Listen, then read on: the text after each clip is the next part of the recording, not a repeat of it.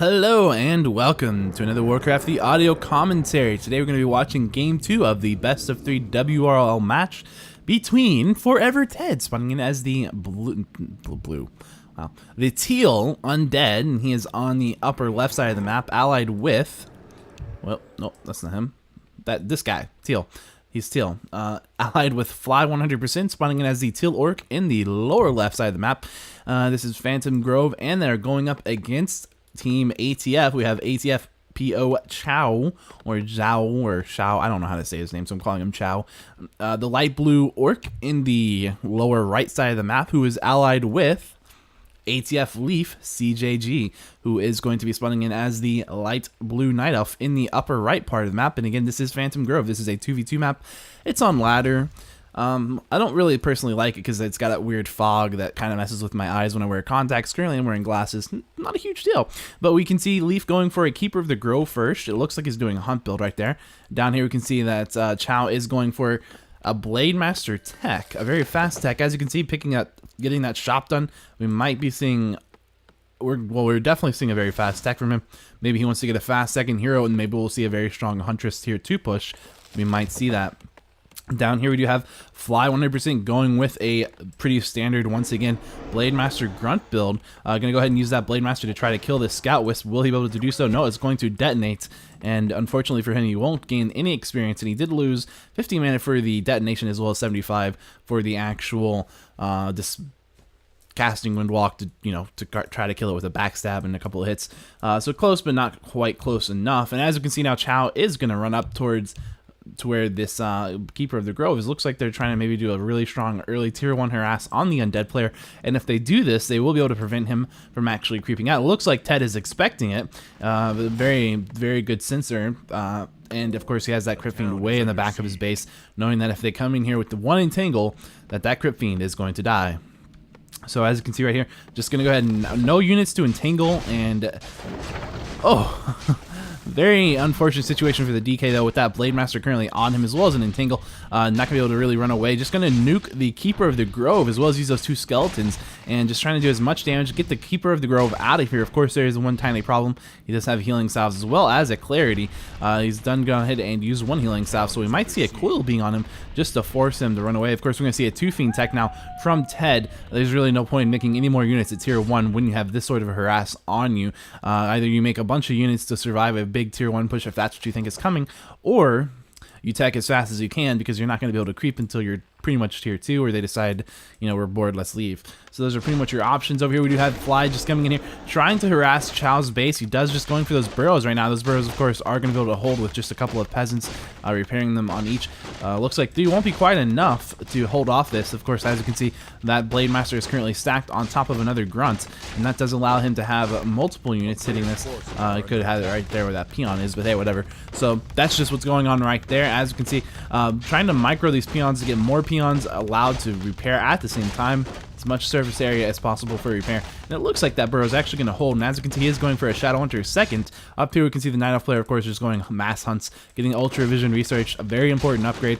And we do have Chow TPing back to his main base, and why is that? Oh no, it looks like it's the Keeper of the Grove who's TP'd back with 2 hunts, and he's going to go straight for the Grunts right here, entangling one of them, and that's going to immediately cause, well, not quite immediately, but very fast, cause Fly to TP away himself.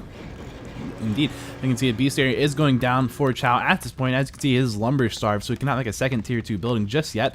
We'll have to hold off on that. And over here we can see Chow just going to try to do some damage to Fly's Grunt that he managed to catch across the map. This Keeper of the Grove going to be able to show up, it looks like, and get a entangle off. And if he can do that, then he'll be able to kill that Grunt no problem. But it looks like he's just slightly too slow. Nope, there it is. There's that nice long range entangle, and that's just what you want to see. And that Grunt will go down, unfortunately for Fly, but good for Leaf and Chow. Over here you can see Ted very close to tier 2 now. Of course, he does have at this point 4 Fiends. Does have a 5th Fiend out on its way out right there. And you can still see, of course, tier 1 still from Leaf. Now the question is, will he manage to go ahead and catch this reinforcement fiend as it's coming? Probably not, because now Ted has scouted this with a skeleton. Of course, Ted just being really good with his game sense and map awareness and sending his scouts in all the right places. As you can see now, Chow does have that Blade Master as well as that Shadow Hunter. Here comes this pretty much tier 2 push. Of course, It's been heavily dampened by the fact that Chow was unable to mine wood for the longest time. And as you can see now, there's a fiend that's currently hexed. It looks like 2 fiends are currently hexed. That is coming in straight from Chow's Shadow Hunter. And 1 fiend is entangled from the Keeper of the Grove. As you can see, another fiend being entangled from the Keeper of the Grove as well. And this is essentially the power of this push. It's saying, you know what, you have undead units, which means you have fiends. And I know we can kill those with just our heroes pretty much.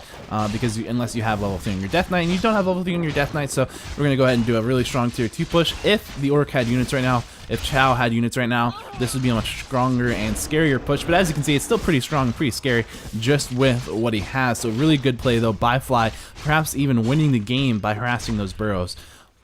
If they win the game, I don't know if they will, but I do believe they would have probably they might have lost right there if that was a stronger push. But either way, they might have, they might not. What's the matter? It doesn't matter. It's not what happened. The world is full of what ifs. So anyway, we can see that Leaf gonna probably lose his Keeper of the Grove right here. And yeah, I'm gonna go down just as he comes out of Hex. He didn't have a TP, and so there he is. Now you can see a Hex on a Huntress. He cannot speak today. I don't know why.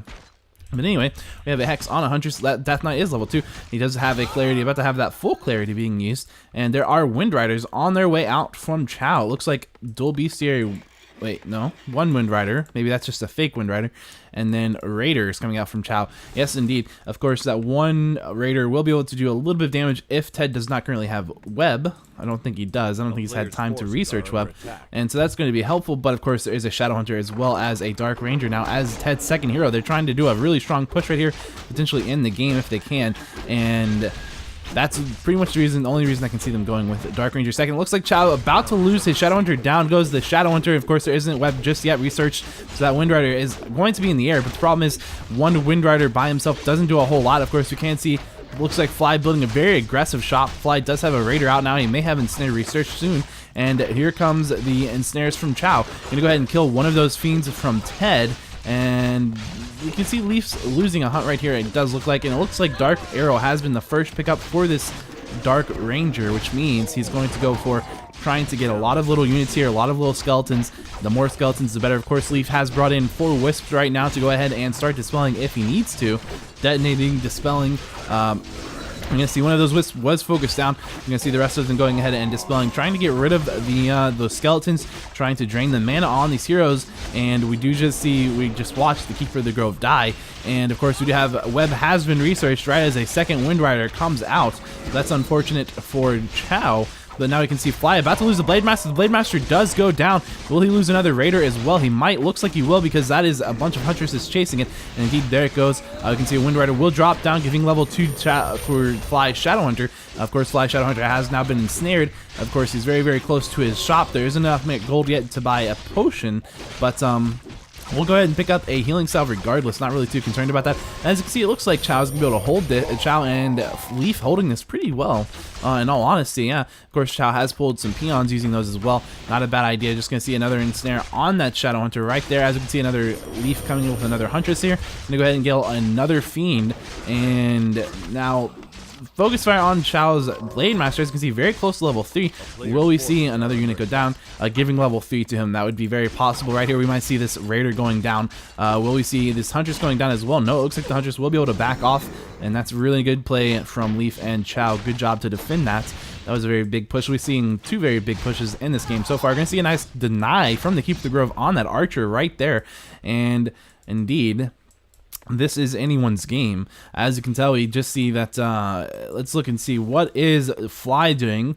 He's reviving his Blade Master, going double Bestiary Raiders, which is essentially what Chow has done right here, double Bestiary Raiders. And of course, he does have 1 Wind Rider still in the air. We can see Ted still at tier 2, going with statues and fiends. Of course, going to 50 food with this guy right here. And does he have any upgrades? 1 attack upgrade, not going for a second one right now, just needs the units. Of course, we have Leaf over here at 40 food of hunts. No upgrades. Bit of an odd choice there. Maybe he's been feeding some resources to Chow because Chow has been having a bit of a hard time. That's a possibility. Back over here, though, we can see now Chow and Leaf going to go for the attack on Fly's base, immediately focusing down on one of these bestiaries, and Ted teeping right on in. Not in the greatest position here, but not in the worst position either. Gonna try and pick up level 3 on the Death Knight. That might be enough to actually allow him to keep some of these fiends alive against this focus fire while he waits for Fly. But as you can see, it looks like he's going to go ahead and lose something. I don't know if he has or not. That might have been just a Wind Rider going down. Of course, his death knight kind of looks funny. He's very surrounded right there. But he's going to lose a Fiend. But here comes the Cavalry Fly coming in here with that Blade Master taking a lot of damage immediately. Going to get Healing Wave. Will it be enough? As you can see, Chow placing an aggressive Voodoo Lounge. Of course, Fly had a Scroll of the Beast right there, going to pop that, and that is going to provide a lot of additional damage to try to push this back. Of course, you can see Chow's Blade Master going to get cooled down while he was ensnared and hexed. Unfortunate for him. And of course, our 2 Wind Riders out once again, making some more Wind Riders. Of course, the ground is very cluttered at this point, so maybe it's worth having those Wind Riders in the air, just even if they are going to get webbed. Provide a bit of additional damage, but we will see both of them going down right now. We're gonna see Fly losing another Raider as he tries to cast a Healing Scroll on it.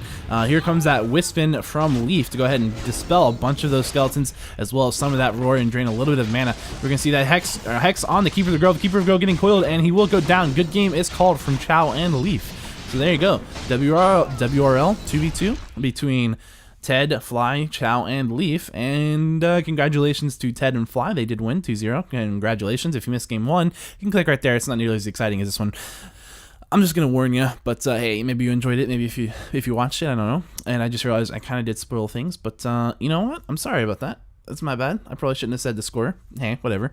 There we go. That's game 2. I kind of liked it. That was actually nice. Seeing those multiple pushes. You saw 3 big pushes. It was a 2v2. I like 2v2s. I haven't cast any 2v2s in a while, I don't think. So there you go. Just some short, sweet content.